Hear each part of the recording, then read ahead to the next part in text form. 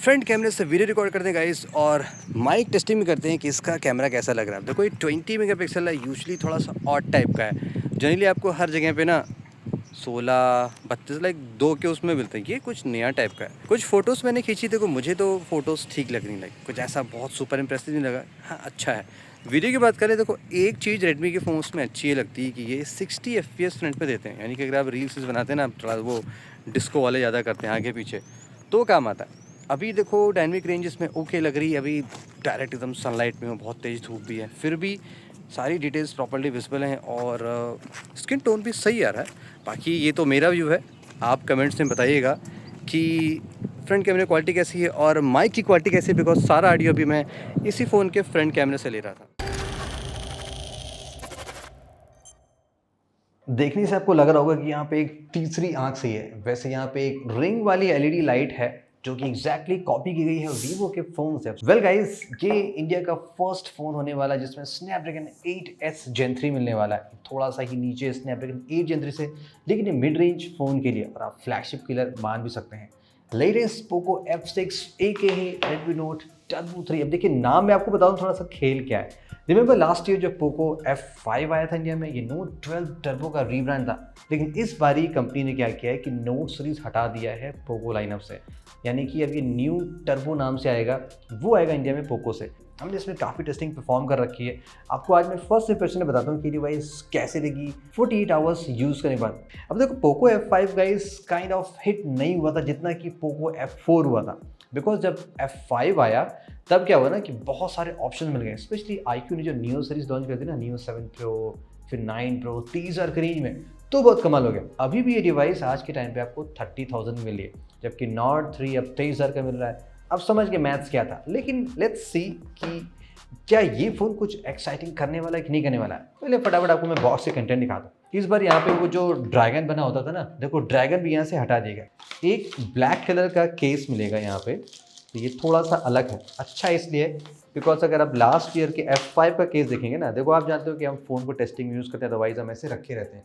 ये एकदम पीला पाला सा पड़ गया है, तो होपफुली ब्लैक केस में से कोई प्रॉब्लम नहीं आने वाली है। आपको ऑफ कोर्स एक USB Type A to Type C cable मिलने वाली है। चार्जिंग भी सुपर फास्ट नहीं है, 90 वॉट है, डिज़ाइन बाय Xiaomi। लेकिन ये phone quick charge 3.0 plus support करता है।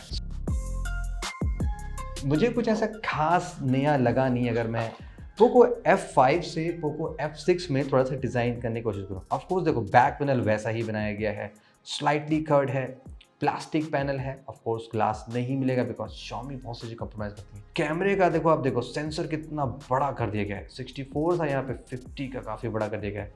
ये जो 2MP का मैक्रो था वहाँ पे अब ये लाइट चिपका दी गई है।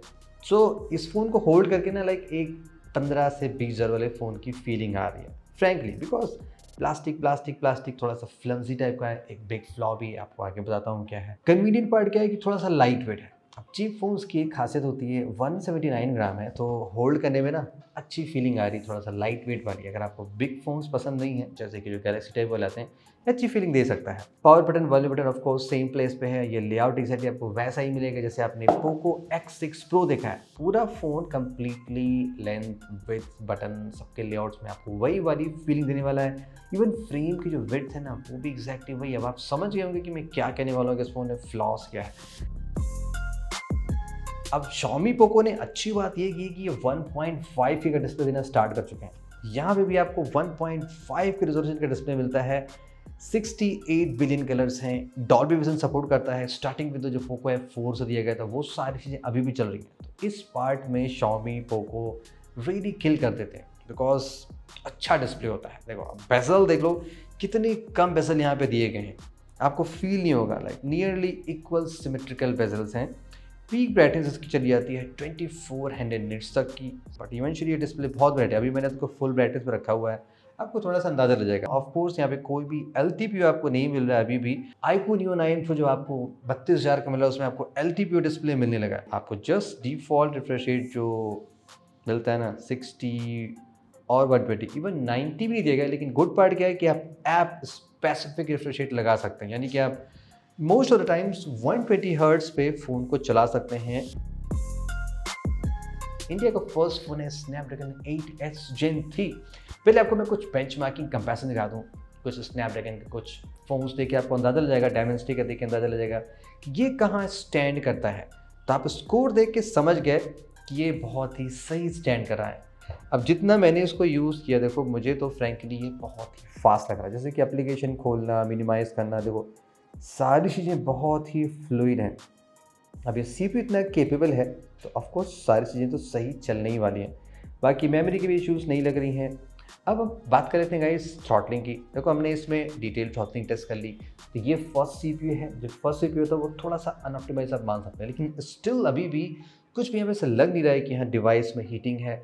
और उसके अलावा हमने यहाँ पे नॉन स्टॉप कॉन्स्टेंट 45 मिनट तक की गेम प्ले की, BGMI की टेस्ट किया कि क्या सीन है।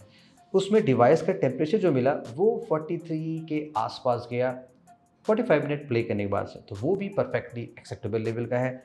कोई भी लैग नहीं, एकदम सुपर फास्ट परफॉर्मेंस। तो 30,000 के रेंज में आपको एक one of the best performing phone चाहिए होगा, आई थिंक ये वैसा ही काम करेगा जैसे कि पोको X6 Pro। अब चूंकि गाइज ये न्यू चिपसेट है तो मैंने अभी एक्सट्रीम टेस्टिंग नहीं परफॉर्म की, फिर भी कैजुअली इसमें हीटिंग इशू है कि नहीं है वो मैंने टेस्ट की। अभी मैं इसका कुछ बैटरी ड्रेन टेस्ट कर रहा था, तो मैंने यहाँ पे 2 स्पेसिफिक टास्क परफॉर्म किए। फर्स्ट ऑफ कोर्स फ़ोन में जब आप वीडियोज़ बनाते हैं 4K 60 बनाते हैं विद फ्लैश ऑन, तो टेम्परेचर कितना जाता है, तो मैंने 1 आवर का यहाँ पे स्ट्रेट रिकॉर्डिंग की। अब इस फ़ोन में अच्छा क्या है, Xiaomi फ़ोन में बेटर क्या है कि अगर आप नॉन स्टॉप वीडियो बनाते हैं, लाइक कुछ मिनट बाद ऑलरेडी स्क्रीन है ना वो डार्क हो जाती है। लाइक आपने रिकॉर्डिंग स्टिल में छोड़ दिया है तो स्क्रीन डार्क हो जाएगी। तो उस केस में टेम्परेचर भी इस फ़ोन का बहुत ज़्यादा नहीं गया, रिलेटिवली फ़ोन कूल ही रहा, 46-47 के आसपास गया। ऑल्सो यहाँ पे मैंने 30 मिनट की CPU थ्रॉटलिंग टेस्ट परफॉर्म की, जिसमें फ़ोन एक्सट्रीमली हॉट आता है। ये ऐप होता है इसीलिए, फिर भी ये डिवाइस 50 डिग्री के अंदर ही रहा। तो इस तरीके से देखा जाए तो ये CPU अभी मुझे ज़्यादा हॉट नहीं लग रहा, लाइक इसमें कोई हीटिंग इशू है नहीं। तो उस मामले में ठीक है, लॉन्ग गेमिंग करेंगे तो आपको कोई भी दिक्कत नहीं होने वाली है। गुड पार्ट क्या है गाइज, ये फ़ोन आपका out of the box Android 14 से लॉन्च हुआ है। तो कंपनी 2 साल का अपडेट तो देगी देगी, यानी कि 15-16 तक ये फ़ोन चल जाएगा। अब आपको ये लग रहा होगा कि Xiaomi की कहानी क्या अपडेट के मामले में। देखो अभी ये पोको F5 है, इसको ऑलरेडी Android 14 का अपडेट आ चुका है। यहाँ पे भी HyperOS चल रहा है। बाकी मैं ज़्यादा OS में घुस नहीं रहा, बिकॉज ये चीज़ आप जानते हो कि यूज़र स्पेसिफिक ज़्यादा होती है। यहाँ पे सेंसर बहुत ही बड़े बड़े दिखाए जा रहे हैं, लेकिन इवेंचुअली है वो 50 MP का सोनी का LYT-600 सेंसर है। ये बजट वाला सेंसर है, फ्लैगशिप वाला नहीं है। आपको ये 30,000 के फ़ोन में क्या उससे अंदर भी आसानी से मिल सकता है। कुछ आप शॉर्ट्स यहाँ पे देख रहे हैं, जैसे कि कलर्स की बात कर लें, कैसा आ रहा है कलर्स। देखो सोनी के सेंसर है तो स्लाइटली आपको ना बूस्टेड कलर आजकल आपको दिखाई पड़ेंगे। सैचुरेटेड शॉट्स हैं, टेक्सचर्ड अच्छे हैं, लाइक आपको डिटेल्स सही दिखाई पड़ेगी। सो जितना भी मैंने शॉट लिया, आउटडोर, इंडोर और ह्यूमन फेस, सब्जेक्ट, सब कुछ यहाँ पे सही आ रहा है। तो कलर्स अच्छे प्रोड्यूसर हैं, तो ये एक एडवांटेज लगता है। ऑफ कोर्स ऑलवेज अगर स्नैपड्रैगन पावर्ड कोई फ़ोन होता है ना तो वो सही काम करता है combination with Sony. Portrait shot की बात करें, देखो बोके लेवल इसमें काफ़ी अच्छा है, और जो स्किन कलर आ रही है वो थोड़ी सी ग्लोई है, लेकिन काइंड ऑफ नेचुरल लुक आप मान सकते हैं। बोके भी काफ़ी सही इसमें काम कर रहा है। अब देखो अल्ट्रा वाइड की बात करें, अभी भी यहाँ पे 8 MP का अल्ट्रा वाइड दिया गया है। सो या पैथेटिक है, बट स्टिल सैमसंग का सेंसर दिया गया है, तो आप थोड़े से ठीक ठाक कंट्रास्टी में ले सकते हैं। शेडोज में डिटेल उतनी प्रॉपर नहीं आ रही, थोड़ी सी इश्यूज आपको लग सकती हैं। टेलीफोटो लेंस नहीं मिलेगा, जो कि आजकल का ट्रेंड हो चुका है। सभी फोन्स 3x ऑप्टिकल दे रहे हैं, इसमें कोई ऐसा हिसाब नहीं है, तो आप बेकार सा जूम कर लेंगे, कुछ ज़्यादा आप एक्सपेक्ट नहीं करिएगा उससे। वीडियो कैपेबिलिटी की बात करें, देखो 4K 60 बना सकते हैं। इवन तो अगर आप 8 Gen 3, 8 Gen 2 की बात करेंगे ना, या 8+ Gen 1 की बात करेंगे, वो 8K सपोर्ट करते थे, बिकॉज वो फ्लैगशिप वाले थे। अब ये क्या है, उनका थोड़ा सा स्ट्रिप डाउन वर्जन है, तो आप 4K 60 की वीडियो यहाँ पे बना सकते हैं। कलर्स नेचुरल हैं, वीडियोस काफ़ी स्टेबलाइज्ड हैं, कोई मुझे इश्यूज़ लगी नहीं। और अगर आप अल्ट्रा वाइड लेंस पे जाएंगे तो आप वहाँ से जस्ट 1080p का वीडियो बना सकते हैं। कोई भी 4K यहाँ पे सपोर्ट नहीं मिलेगा, तो अल्ट्रा वाइड वीडियो भी जस्ट नींद से दिया गया, और आप ज़्यादा कुछ एक्सपेक्ट नहीं कर पाएंगे। तो ओवरऑल अगर तो कैमरा से पैकेज की बात करें तो उसमें कुछ वाव फैक्टर नहीं लगा, ना ही 8K है, ना ही अल्ट्रा वाइड में 4K है, और जूमिंग कैपेबिलिटी भी उतनी बेटर नहीं है। जस्ट ठीक ठाक शॉट लेता है, तो इवेंचुअली ये प्रूव कर देगा कि ये फ़ोन परफॉर्मेंस सेंट्रिक ज़्यादा बनाएगा रादर देन एक कैमरा सेंट्रिक फ़ोन के।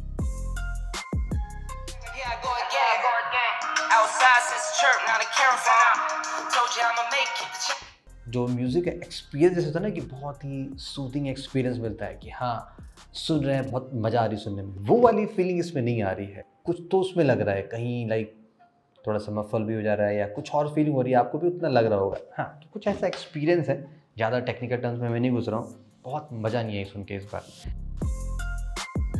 यहाँ पे मैंने कुछ डीप टेस्टिंग परफॉर्म की है। फर्स्ट स्पेक्स बता दूँ, 5000 मिलियंस आपको मिलता है इस फ़ोन में, जो कि स्टैंडर्ड है, ऑलमोस्ट सभी फ़ोन में मिलता है। 90 वॉट का चार्जर आपको बॉक्स में मिलता है। सैड पार्ट है कि आजकल आप ट्रेंड देखोगे कि बजट फ़ोन्स में वायरलेस चार्जिंग भी नहीं लगी, इवन 50 वॉट की भी वायरलेस चार्जिंग भी नहीं लगी, लेकिन इस फ़ोन में कोई भी वायरलेस चार्जिंग का सपोर्ट नहीं है। क्विक चार्ज और पावर डिलीवरी सब कुछ है, वो बढ़िया बात। अब बात करते हैं गाइस बैटरी बैकअप की। देखो वैसे आपको मैं फ्यूचर में डिटेल में एक्सट्रीम बैटरी ड्रेन टेस्ट दिखाऊंगा, लेकिन फिलहाल बात करें, मैंने एक मिनी बैटरी ड्रेन टेस्ट किया फॉर दी 3 आवर्स के लिए, जिसमें मैंने कुछ सेलेक्टेड टास्क परफॉर्म किए, जैसे कि 1 आवर का YT music playback full speaker पे, नॉट फुल 75% पे और फुल ब्राइटनेस पे, एंड आफ्टर दैट 1 आवर का straight 4K 60 video recording with flash on, just to see की टेम्परेचर वो सारी चीज़ें कैसी जा रही हैं। उसके बाद हमने कुछ यहाँ पे थ्रॉटलिंग टेस्ट परफॉर्म किया, बेंचमार्क परफॉर्म किया, स्टैंड बाय भी चेक किया। तो 3 आवर्स स्ट्रेट करने के बाद हमें जो बैटरी परसेंटेज मिला था वो मिला था 46, यानी कि आधे से ज़्यादा बैटरी हमने कंज्यूम कर ली और स्क्रीन ऑन टाइम मिला जस्ट 3 आवर्स का। तो इस तरीके से आप देखा जाए तो उस फ़ोन को आप बहुत ज़्यादा एक्सपेक्ट नहीं कर सकते। ये CPU अभी मुझे लगता है पावर ओरिएंटेड ज़्यादा है, लाइक अभी खा रहा है ज़्यादा power. 6 hour to 7 hours max आप उसमें बैकअप पा पाएंगे, उससे ज़्यादा आप एक्सपेक्ट नहीं कर सकते, बिकॉज डिस्प्ले 1.5K है, इसलिए भी थोड़ी बैटरी ज़्यादा ड्रेन इसमें हो सकती है। At last the most important question guys, always जैसे मैं कहता हूँ, क्या ये फ़ोन वर्थ है कि नहीं है, किस प्राइस से आपको ये लेना चाहिए, मिलना चाहिए। देखो अभी हम कंपटीशन की बात कर लें, इट्सेल्फ अगर आप सस्ते दाम पे जाना चाहते हैं, आजकल के डेट में एक बहुत ही हॉट फ़ोन है OnePlus Nord 3 आपको मिल रहा है आजकल 23,000 में विदाउट बैंक ऑफर में। ऑफर लगा लेंगे आपको 21,500 तक मिल जाएगा। पोको का खुद का एक गेमिंग सेंट्रिक फ़ोन है, जिसका भी आपने बेंचमार्क देखा सुपर हाई है, ये मिल जाता है आपको 25,000 में। अब यहाँ पे तो वो चिपसेट है, ये ऑफ कोर्स इन दोनों से तो पावरफुल ही है। अब थोड़ा सा और बात कर लेते हैं, 30,000 के अंदर की फ़ोन देख लें जो कुछ। पोको F5 ऑलरेडी है, अभी भी सुपर्ब है। दोनों में मैं आपको कंपैरिजन दिखाऊंगा, लेकिन बहुत मेजर डिफरेंस नहीं है। कैमरे में आपको थोड़ा सा भी फ़र्क दिखाई पड़ेगा, परफॉर्मेंस में अप किया गया है। ये भी फ़ोन आपको मिल रहा है 30 के एग्जैक्टली सेम प्राइस में। 8+ Gen 1 की डिवाइसेस भी आपको आसानी से अब 30K के रेंज में मिल जाती हैं, 30K के अंदर मिल जाएगा। 28, 29, 27 तक ये फ़ोन आसानी से मिल जाता है। iQOO Neo 7 Pro अभी भी बहुत सही फ़ोन है, और इसका कैमरा भी गाइस काफ़ी अच्छा है। थोड़ा सा क्लासी फ्लैगशिप लुकिंग वाला फ़ोन चाहते हैं, प्रीमियम वाला, तो 8+ Gen ऑलरेडी है। OnePlus 11 अब आपको 32,000 में मिल जाता है, ये भी अच्छी बात है। अगर आप 30 के ऊपर जाते हैं, 33, 34, 32, 35 के अंदर में मैक्स टू मैक्स, तो आपको बहुत ही अच्छी डिवाइस मिल रही है। iQOO Neo 9 Pro ये आपको मिल जाता है एग्जैक्टली 32,000 में। तो ये मोर पावरफुल डिवाइस है कंपेयर टू पोको F6 से, बिकॉज LTPO डिस्प्ले है, 8 Gen 2 है जो कि मच फास्टर है, लिक्विड कूलिंग है, 120 वॉट चार्जर है, सब कुछ मिलता है, तो बेटर डील आपको मिल जाती है। बाकी और सुपर प्रीमियम प्राइस जाना चाहते हैं तो OnePlus 12R भी है। अब इस तरह देखा जाए तो इस डिवाइस की जो राइट प्राइस लगती है वो 30,000 भी नहीं है, बिकॉज 25 में ऑलरेडी ये है, राइट, ये 30 में है, तो कंपनी इसको सेम प्राइस पे ही लॉन्च करेगी। बट हाँ, विद एडिशनल ऑफर्स, तो आप लगा कि अगर ये फ़ोन आप 27-28 तक पा जाते हैं, तब तो थोड़ा सा सेंस बनता है फॉर द परफॉर्मेंस के लिए। अदरवाइज बहुत सारे कंपटीशन में फ़ोन ऑलरेडी आपको मैं दिखा चुका हूँ। So that's it with the Poco F6। आपको कैसा लगा ये फ़ोन? क्या इस फ़ोन के लिए आप वेट करेंगे या दूसरे फ़ोन पे स्विच कर जाएंगे?